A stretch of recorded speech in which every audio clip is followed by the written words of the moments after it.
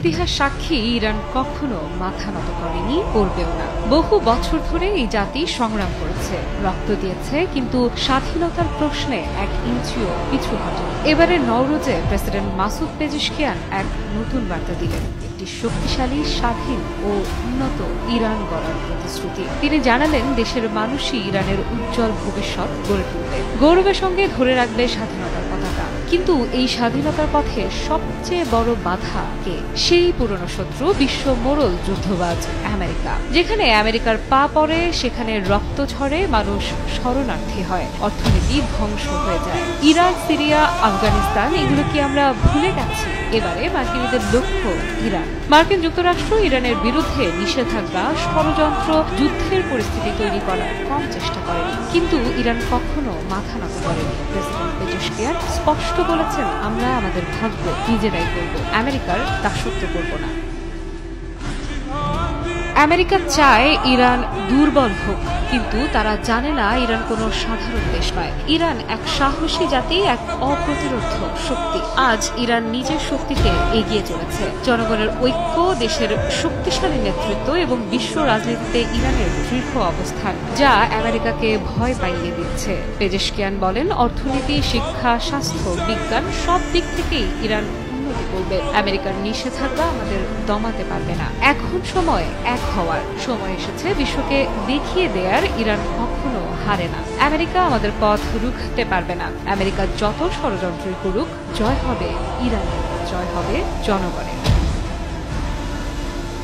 Pezeshkian আরও বলেন, গত বছর ইরানের জনগণ নানা কঠিন সময়ের মধ্যে দিয়ে গেছে, কিন্তু এখন সময় এসেছে নিজেদের মূল্য আরও উচ্চতর ও সম্মানজনক স্থানে নিয়ে যাওয়ার। তিনি জোর দিয়ে বলেন, তার প্রশাসন ইরান থেকে অন্যায় ও অবিচার দূর করতে বদ্ধপরিকর এবং এটি সম্ভব হবে জাতীয় ঐক্য ও সংহতির মাধ্যমে এবং ইরানি জনগণের ইচ্ছা শক্তির মাধ্যমে। তার প্রশাসন মুদ্রাস্ফীতি মোকাবেলা করতে একটি কার্যকর সমাধান খুঁজে বের করবে এবং জীবিকা, আবাসন, স্বাস্থ্য ও শিক্ষা হবে নতুন ইরানি বছরের সর্বোচ্চ অগ্রাধিকার।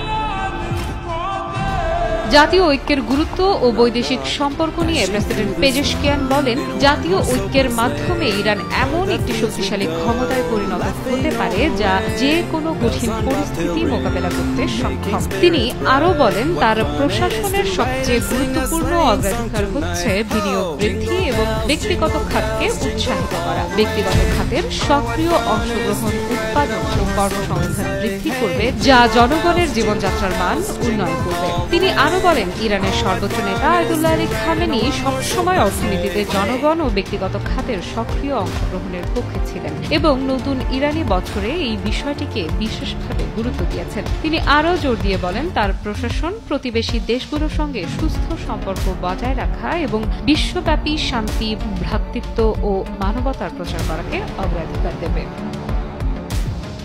টানা সপ্তমবারের মতো বেস্ট টিস্যু পেপার ব্র্যান্ড হিসেবে স্বীকৃতি পেয়েছে বসুন্ধরা টিস্যু। ইরান পরিবর্তন আনতে দৃঢ় প্রতিজ্ঞ উল্লেখ করে পেজেশকিয়ান বলেন, আগের ভুল পদ্ধতিগুলো অনুসরণ করলে পরিস্থিতি আরও খারাপ হবে। যদি আমরা এই পরিস্থিতি বন্ধ করতে চাই, তাহলে আমাদের অবশ্যই সংস্কার আনতে হবে। আমাদের বিশেষজ্ঞ, শিক্ষাবিদ, বুদ্ধিজীবী, অর্থনীতিবিদ, সাংস্কৃতিক ব্যক্তিত্ব ও গণমাধ্যম কর্মীদের সহায়তা নিতে হবে এবং জনগণের সক্রিয় অংশগ্রহণ নিশ্চিত করতে হবে। ইরানি জনগণ ও কর্মকর্তারা নিজেদের দেশীয় সক্ষমতার উপর নির্ভর করে একটি সমৃদ্ধ ভবিষ্যৎ গড়ে তুলবে। আমরাই আমাদের ভবিষ্যৎ গড়ব এবং আমাদের সন্তানদের জন্য একটি মর্যাদাপূর্ণ জাতি উপহার দেব। আমরাই পারব ইরানকে সেই উচ্চতায় নিয়ে যেতে যা তার প্রাপ্য। আফরিদা ইফরাত, নিউজ 24।